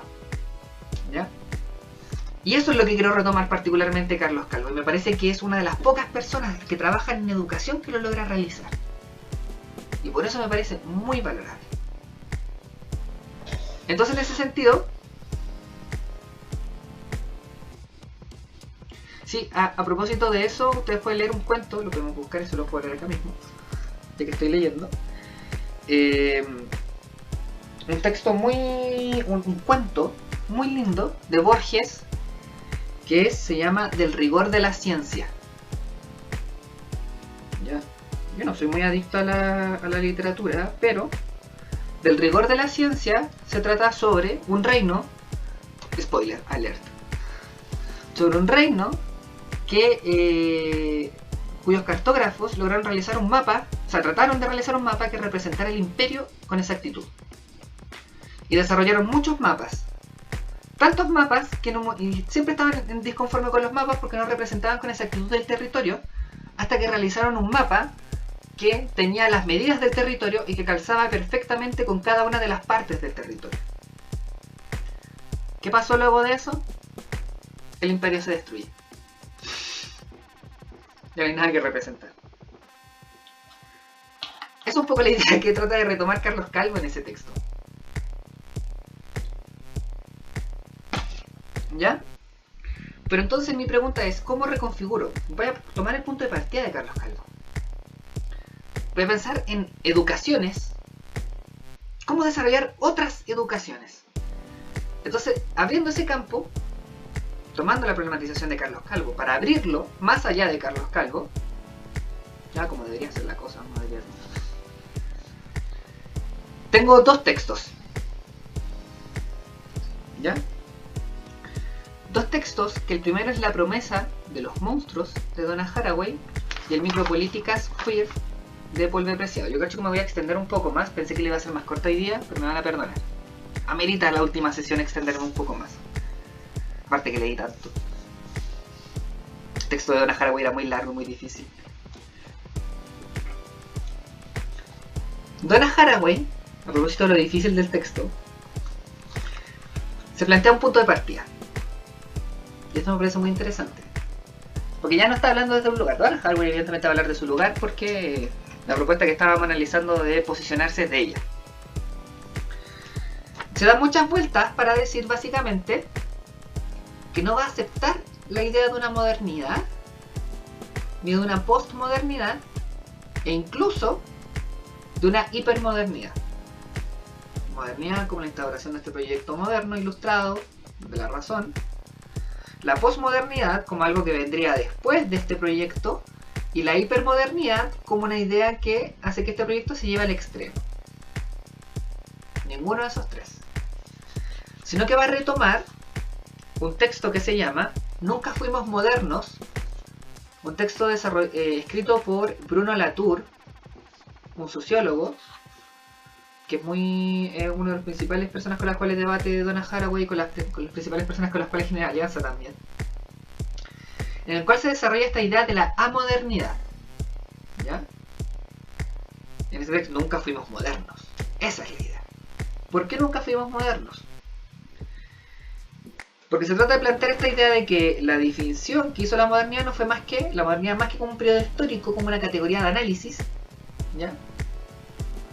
Lo que hizo fue instalar una serie de divisiones, segmentaciones, parcialidades, centralismos, que si uno analiza detenidamente, no necesariamente fueron así. ¿Cuáles son estos? Primeramente, esta idea de límite marcado, preciso y distinción dicotómica entre la idea de lo social y la idea de lo natural. Ya esta es una idea que hemos trabajado harto en los talleres, tanto de porno como en este de sexualidad en la escuela. Es decir, cómo lo social no se entiende fuera de lo natural y cómo lo natural no se entiende fuera de la ciudad, de lo social. Son mutuamente complementarios y se co-crean. Por asimismo, es un mundo en el cual estas ideas de promesas de salvación, de progreso, tampoco están presentes. El mundo no ha progresado. Por ejemplo, ese argumento recurrente también en redes sociales de, oye, estamos en el año 2020, tú sigues hablando de esto. Es como, no hemos progresado. Ya lo vimos, por ejemplo, en las formulaciones de los planes de educación sexual. Entre el año 1991 y el año 2016, solamente habían cambiado las concepciones para referirse a lo mismo. Pero además, no estamos en un mundo antropocéntrico. Es decir, el humano no es el que ha desarrollado todo. Esta misma idea de la construcción social. ¿Ya? Y que esta idea también de la construcción social cae en lo que las filósofas feministas, retomando también un poco una idea de Derrida, han llamado como el falo-logocentrismo. Falo, logos, de logos, conocimiento y centrismo. Falo-logocentrismo, sí. ¿Ya? Esta misma idea de la masculinidad ilustrada, el sujeto blanco, europeo, ilustrado. Centralista en el mundo contemporáneo. ¿Ya? ¿Por qué? Porque no se preexiste a la conexión, esta es la propuesta moderna, no se preexiste a la conexión con diversos agentes del mundo. ¿Ya? ¿Y por qué no se preexiste la conexión con diversos agentes humanos y no humanos en el mundo? Los terrícolas, como los va a llamar Donna Haraway. Principalmente porque esto que conocemos como lo humano, el sujeto, ¿ya? La naturaleza, lo social, responden a un conjunto de tecnologías, tal como también hemos analizado previamente. Un conjunto de tecnologías. Tecnologías que ella va a llamar un artefactualismo. El sujeto está conformado por una relación artefactual. Hay dispositivos, hay agentes. Agentes semióticos, agentes materiales. Agentes semióticos materiales también. En cuyas conexiones múltiples se comienza a generar el mundo que conocemos y que habitamos. ¿Ya? Eso.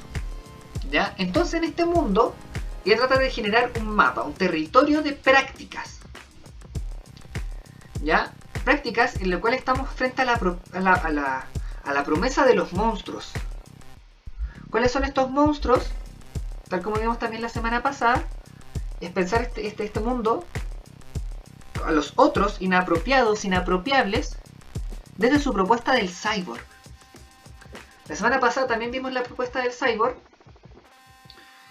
y si se acuerdan, era este sujeto que en realidad esta idea como del humano fuera de lo tecnológico, el humano fuera de las conexiones múltiples, podría ser cuestionada. Y aquí está esta idea. El humano es una construcción artefactual.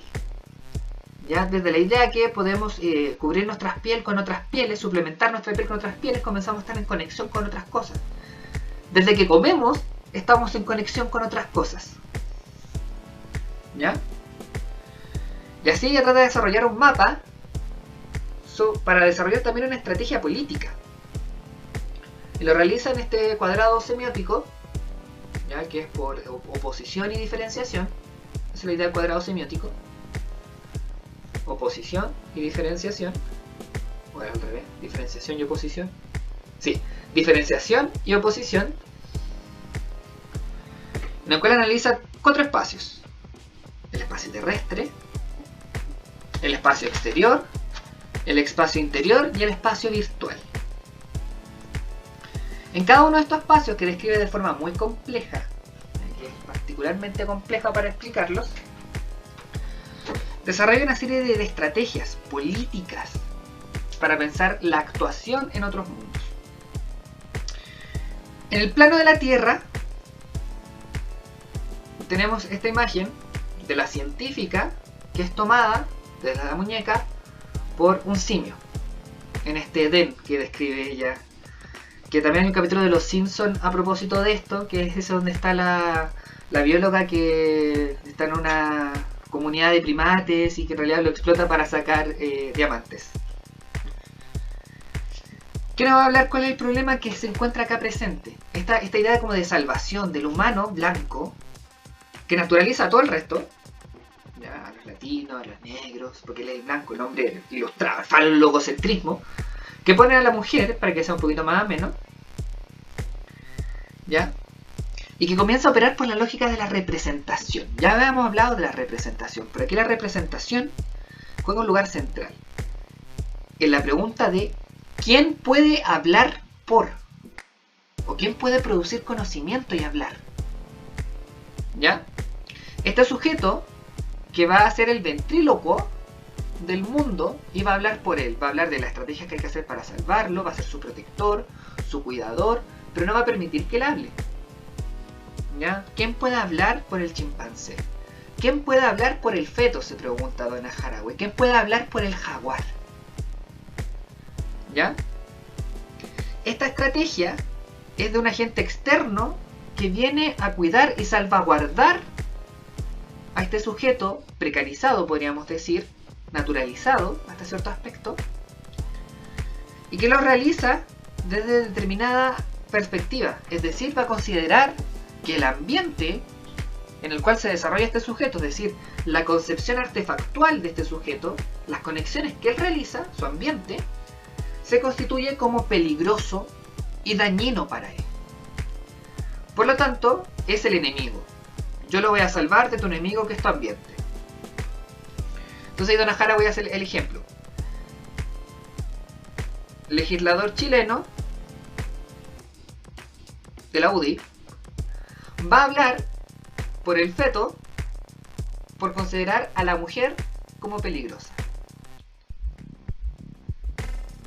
El empresario chileno va a cuidar las tierras indígenas del mapuche vago. ¿Ya? Es una estrategia retórica muy utilizada. Pero ¿qué pasa?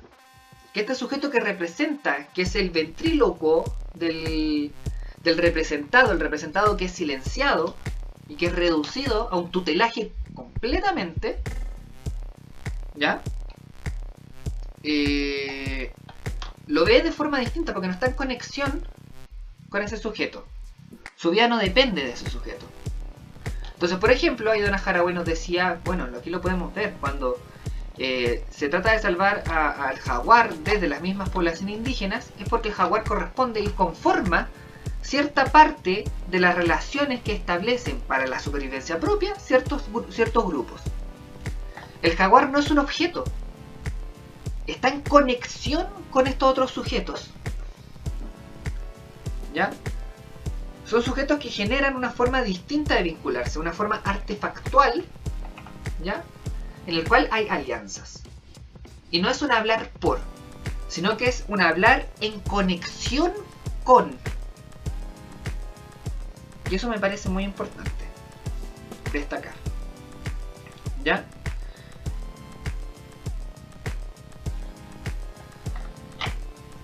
Sí, podría homologarse, es más que nada como un pensamiento rizomático, que está dentro de la idea del devenir de Deleuze y Guattari.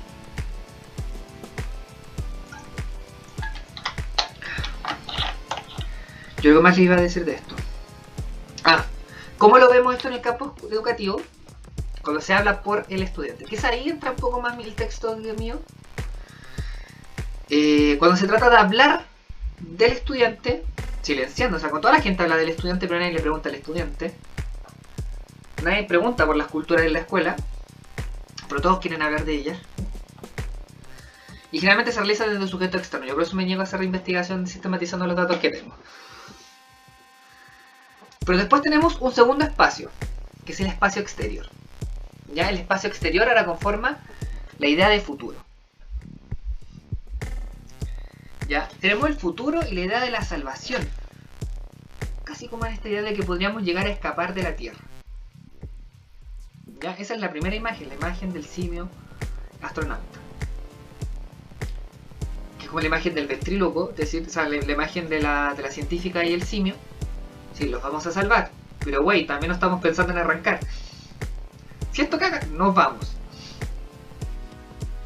¿Ya? el futuro como salvación, el desarrollo científico como salvación, el desarrollo tecnológico como salvación. Y como futuro de la sociedad, como futuro conectado, hipercomunicado. Versus ese plantea un segundo ejemplo, que sería, nuevamente desde el punto de vista artefactual, ¿ya? Generar alianzas para el presente. Y un presente que no es mesiánico, sino que un presente que es precario. ¿Ya? Que es toda esa movilización por el movimiento antirracial, antinuclear, que se desarrolla en Estados Unidos y que ya describe. Pero que además se basa de las mismas imágenes que desarrolla esta propuesta mesiánica, moderna, del viaje de la carrera espacial como salvación. Entonces nos introduce un segundo elemento, que es que los significados que van a adoptar estas tecnologías dependen de cómo se conectan con otras tecnologías y qué relaciones se establecen. ¿Ya? En tercer momento, nos va a hablar del espacio interior. Y ojo acá, porque el espacio interior corresponde a un vuelco sobre lo interior, un vuelco sobre el interior de lo terrestre, o sea, de lo exterior, pero que a la vez es otro espacio de lo terrestre. Oposición, no, diferenciación, oposición. ¿Ya? Y que va a encontrar dos figuras acá. ¿Ya? La primera no la enuncia mucho, no la desarrolla mucho en ese texto, en otros sí, en el Testigo Modesto lo desarrolla más, que es el feto. Pero a la vez está el desarrollo del sistema inmunológico. El feto, nuevamente, como era el astronauta en el espacio, este embrión astronauta en el espacio, que son bien parecidas las imágenes al embrión dentro del útero, ¿ya? También se corresponde a una promesa del futuro. Nuevamente la idea de la infancia como porvenir y todas esas cosas y todas esas pavadas, una vida probable, el feto ingeniero, para resumirlo en chileno. El feto, hace poco, el feto científico que cura el coronavirus, pero que fue abortado. Feto epidemiólogo, muchas gracias. Ya está esa idea. Pero también está la idea de la diferenciación marcada del yo y el no yo. Es decir, de lo mismo y lo otro. Y que se trata de marcar en una primera imagen desarrollada por el sistema inmunológico. El sistema inmunológico entendido como una guerra. Donde ganarían las defensas, donde ganarían las células que defienden al yo, a la estructura corporal. Ya, hay otro texto donde Donna Haraway desarrolla un poco más la idea de la inmunología, que es uno que ustedes ya leyeron, que es el Ciencia, Cyborg y Mujeres, este libro. El último capítulo se llama Biopolítica de los cuerpos postmodernos. Y ella desarrolla toda una historia de la inmunología desde mediados de 1900. Ya de 1950 en adelante. Y aquí lo interesante es cómo desde la inmunología misma aparece después otra imagen de la inmunología. ¿Ya? La inmunología como un sistema autónomo, es decir, que no responde a un procesamiento central, pero que a la vez es una inmunología que funciona bajo un principio de autoinmunología. De hecho, el texto que les dije de la biopolítica de los cuerpos postmodernos, Donna Haraway va a retomar el VIH como paradigma de análisis. Es decir, la inmunología funciona por autoinmunología y uno puede entender gran parte de las enfermedades contemporáneas también como procesos de autoinmunología.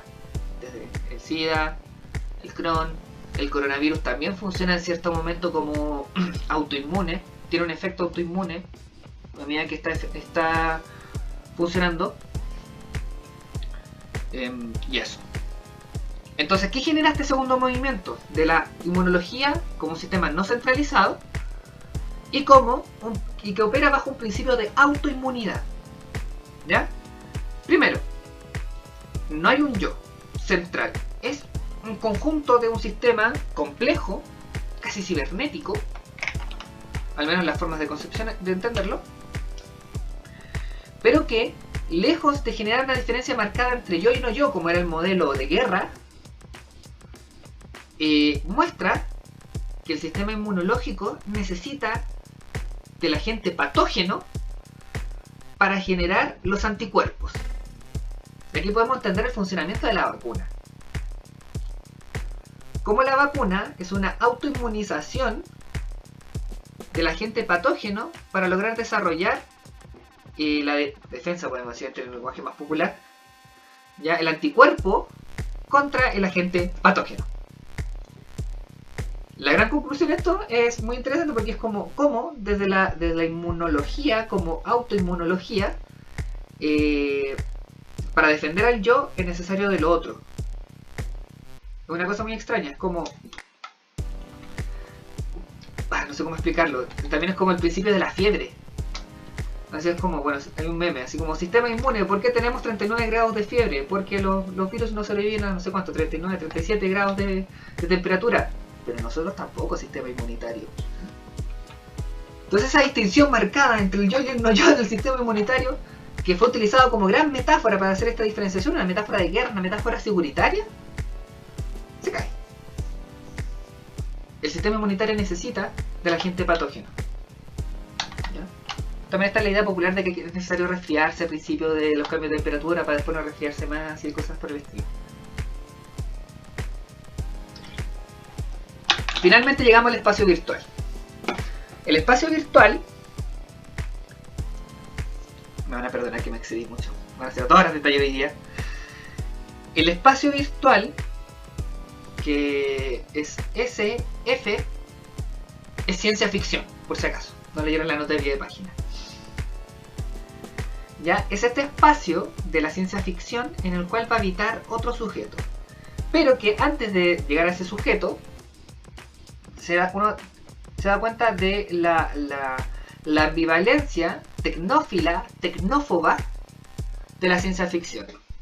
¿Ya? Siempre como la ciencia, y generalmente entre los cuadros sintácticos de la ciencia ficción, la ciencia es como una cosa maravillosa en un momento y después termina siendo una cosa catastrófica. Casi como pensar, no sé, un mundo feliz, Star Wars. ¿Ya?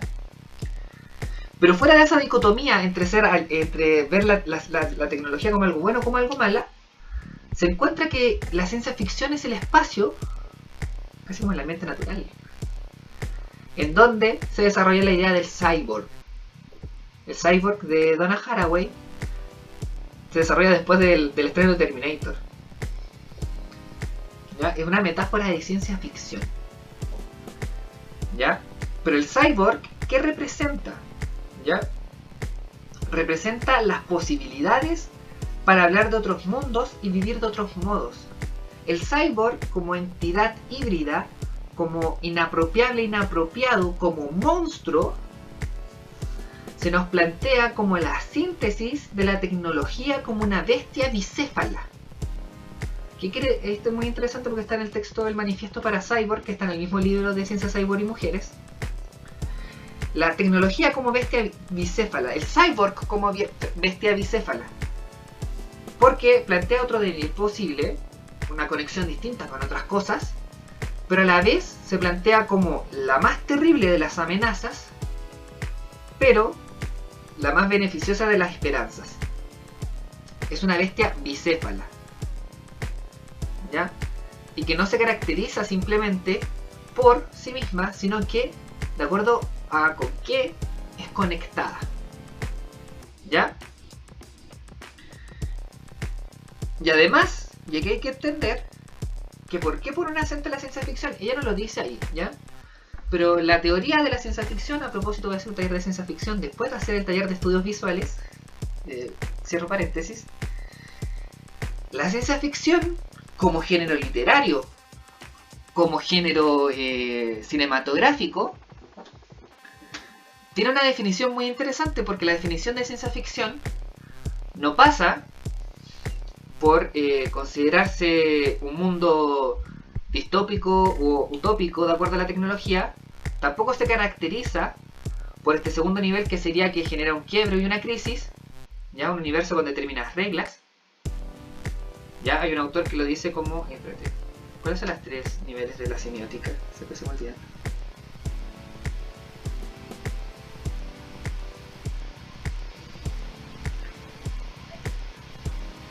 Lo estoy buscando, me perdón.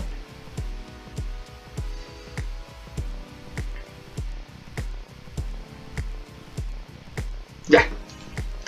No se desarrolla en una semántica, es decir, temática de ciencia ficción, así como la espacial, la ciencia ficción distópica, el neuropunk, el biopunk, el cyberpunk, ¿ya?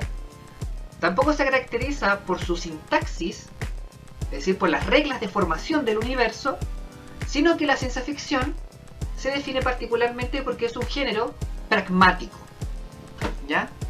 La definición de ciencia ficción que se desarrolla por los teóricos literarios en la década de los 80 y después retomada por los cientistas sociales, tiene que ver con la pragmática de la ciencia ficción, ¿ya? Jesús Ibáñez, si no me equivoco, va a hablar, de un psicólogo social, va a hablar de la ciencia ficción como un laboratorio social. La ciencia ficción tiene efecto de realidad, porque no es algo que esté fuera de nuestro mundo, sino que toma cosas probables de nuestro mundo y las lleva hasta sus últimas consecuencias lógicas. Y trata de plantear toda una serie de condiciones del universo en términos sintácticos, de reglas de formación y de género en el cual se instala como semántica, para lograr tratar de enganchar al lector y plantear ese universo, ese mundo, como un universo probable del mundo que habita el lector. Lo que le pasa a la gente cuando ve Black Mirror, básicamente.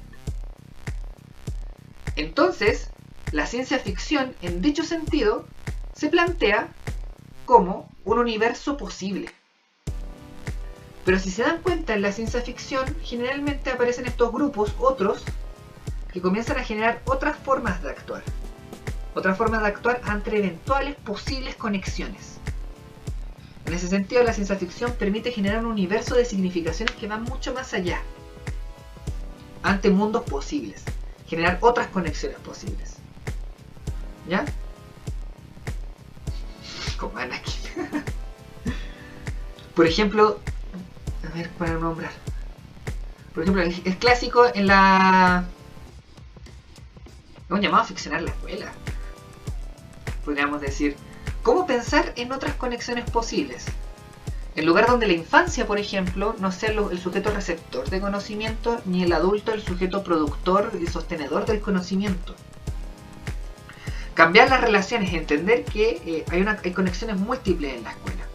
Quizá ahí también funciona la metáfora del artículo, me voy a tirar flores por todos lados, de que en realidad la escuela está compuesta por una reverberación de voces culturales que se expresan en sujetos particulares, individuales, que a su vez son interculturales en sí mismos, que se conectan en una escuela, a la vez esas voces vuelven a reverberar entre sí y generan procesos aún más interculturales, y que se conectan con otros sujetos, otros agentes, y generan una escuela que realmente no tiene nada de monocultura. Ya, es pensar en esas conexiones. El cyborg nos permite esa idea desde la ciencia ficción. Comenzar a pensar en otros mundos posibles, en otros mundos probables. De hecho, esa es la gracia de la ciencia ficción como género literario y como género cinematográfico. Nos abre puertas a mundos que no podemos pensar regularmente. No sé si la ha pasado, uno está viendo una serie y dice, ya, la voladita. Pero de repente uno dice, oh, pero esto podría pasar. ¿Ya? Y el cyborg a la vez representa esta misma figura y hace explícita la figura de lo artefactual de nuestra existencia. Entonces, en ningún momento tenemos una apuesta por salvación, no pensamos en un mundo predefinido, ni natural, ni social, sino que no estamos pensando en la conexión entre agentes. Esa es la primera propuesta que me gustaría destacar. ¿Ya? Desde la idea del pensamiento situado, del conocimiento situado, perdón, desde la desnaturalización, que encajan en la categoría del análisis amoderno, ¿ya? Pensar en el artefactualismo, en generar otras conexiones posibles, en resignificar situaciones. Entonces, como les decía, uno puede ficcionar la escuela, o ficcionar la educación, ¿ya? Pero ¿cómo lo haríamos desde el punto de vista de género, sexualidad? Y aquí está el texto de Paul de Preciado, que son las micropolíticas queer. Cuando uno lee el texto de las micropolíticas queer, pensando en el campo de aplicación a la educación o a la escuela, yo me he encontrado con gente que queda un poco aterrorizada. Porque se toma de forma muy literal lo que plantea ahí Polve Preciado. Y por eso consideraba relevante retomar la idea de Carlos Calvo, porque uno critica de pesado que es nomás, de generar modelos alternativos, pero no para replicarlos, ¿ya? Lo que él hace con la etnoeducación y la educación no formal. Cuando quiero pensar en las micropolíticas queer, las quiero pensar también como un cómo. Viendo las conexiones, viendo las posibilidades del artefactualismo, creo que esto se puede conectar fácilmente con las micropolíticas queer. ¿En qué sentido? En el sentido de ser un pirata del género. Lo que llama como el gender hacking. ¿Ya? Que es decir, como vimos, teníamos un conjunto de categorías que no eran naturales, no estaban en mi esencia, eran relacionales. ¿Ya? En ese sentido, mi apuesta a largo plazo, o la apuesta que yo veo también de acción política, no es apelar a la igualdad, no es decir ya, bueno, si todas las vidas importan, no, sino que es particularmente tomar estas categorías no como realidad mía, no como esencia mía, sino como formas de conexión. ¿Ya? En ese sentido, por ejemplo, yo no me considero ni heterosexual ni homosexual, pero me ofende que me digan heterosexual y me encanta que me digan maricón, porque siento que ahí está mi mundo. Me encanta que me digan puta también, porque siento que ahí está mi mundo. Ese es el plano relacional en el que yo me muevo. ¿Ya? Es decir, tomarlas como plataformas estratégicas de conexión con otros, las categorías, no naturalizarlas, no esencializarlas y volcarlas sobre el sujeto, sino como plataformas, como posiciones, como determinadas conexiones artefactuales, ¿ya? Con las cuales se puede experimentar abiertamente. El resumen del texto de Polve Preciado en las micropolíticas queer es eso, es la adopción estratégica, abierta, de distintas posiciones para experimentar con ellas y nunca volcarlas sobre una esencialidad. Es experimentar con las estructuras hormonales, experimentar con los códigos de género y sexualidad, es ser un pirata del género, ser un gender hacking. ¿Ya? Entonces, en ese sentido, ese texto me parece que es mucho más importante verlo así. Verlo por cómo se pueden generar conexiones particulares desde el punto de vista de género y sexualidad. ¿Ya? Entonces ese texto tiene una cita que a mí me gustaría leerles también. Esto ya estoy cerrando. Perdón por haberme excedido tanto. Que es que en una página, yo tengo otra versión del libro, de la que le subí, es más antigua y está pésima. Que dice: supongo que esta es una cuestión de generación y de estar hasta el culo de la policía feminista y sus restricciones. Bueno, es estar hasta el culo de la policía feminista y sus restricciones. Prohibido utilizar dildos. Prohibido mirar pornografía. Prohibido follarse todo lo que pasa. Prohibido desear el dinero, el poder. Prohibido tener éxito. Prohibido divertirse a costa del prójimo. Prohibido desmontar la casa del amo con las herramientas del amo. Lo que trata de realizar efectivamente Polve Preciado, y que yo siento que resume en esa frase, más que normativizar el campo de la sexualidad, es generarlo como un terreno estratégico, de posiciones múltiples, de juegos de roles, que nos responden a un agente natural. ¿Ya? Yo tengo un amigo, por ejemplo, que tiene una hija trans. ¿Ya? Y él participaba activamente de una organización de niñas trans, en los cuales él me decía que una de las cosas más complicadas de explicarle a los papás, y que muchas veces se expresaba en discursos de otras personas trans, era que la adopción de trans es porque la transición es constante. Y que había muchos niños que en un momento querían hacer transición, pero después no. Y que eso no quería decir que no eran trans, sino que simplemente estaban fluyendo. Cuando volcamos lo trans sobre una identidad en tanto dato estable, coherente, permanente, natural, inherente al sujeto, y hasta casi biológico, la gente empieza a delirar por ahí, se apela a rigidizar esa posición. ¿Ya? De hecho, la apuesta de lo trans en la escuela tiene ese afán de romper con las lógicas.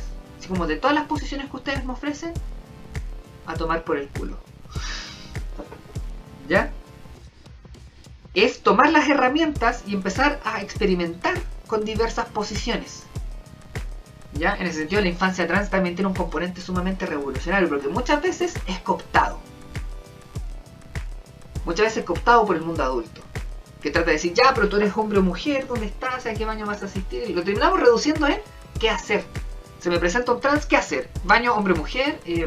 No me voy a pensar en la idea del baño. Tengo una amiga muy inteligente que está haciendo una tesis sobre los baños. Siento que nos puede dar luces al respecto también de qué concepciones sobre los baños. Así como, ¿por qué a la gente le preocupan tanto los baños? Dios mío. Como si en la casa no miran todos en el mismo baño. ¿Ya? Y más importante, con estas categorías en formación estratégica y de posiciones, ¿ya? Me parece que es necesario generar comunidades, pero comunidades, y aquí me pego yo mismo porque les quité un texto que aquí calzaba muy bien, que era el texto de la psicología comunitaria que en un momento estaba, lo pueden buscar para leerlo después, que se plantea la necesidad de establecer comunidades, no como en la concepción clásica de comunidad, esta idea de que la comunidad tenía una historicidad, de que estaba siempre en el barrio, de la presencia, lo estable, sino que se plantea la necesidad de desarrollar comunidades rizomáticas, comunidades que se desvanecen y que aparecen de forma repentina, comunidades que de repente actúan y que después de actuar se desaparecen. ¿Cuál es el ejemplo más clásico de esta? La primera línea. ¿Ya? Es adoptar categorías, comillas, posiciones identitarias, no identidades internas, generar conexiones que se van a desmontar rápidamente antes de esencializarse. Y que pueden volver a aparecer, y que pueden conectarse con otras, y que pueden generar otras cosas. ¿Ya? Entonces estamos hablando de un artefactualismo, de una lógica moderna de generar conexiones para producir otros significados de las propias herramientas del amo. Volcarlas hacia el extremo, jugar con ellas y darnos cuenta que en realidad son producciones artefactuales, son ficciones. Y por eso podemos ficcionar con otra educación. Podemos ficcionar una escuela y otra educación sexual. No es necesariamente restringirlo todo a cómo tiene que ser, a cómo y generar parámetros de la sexualidad. ¿Ya? Como les dije, no pienso tener esto como una estrategia definitiva. No pienso que sea la verdad última, sino que es la primera línea que a mí se me ocurre, desde una perspectiva parcial y desnaturalizante. Entonces, les quería terminar de leer el capítulo del texto de Foucault para encapuchadas.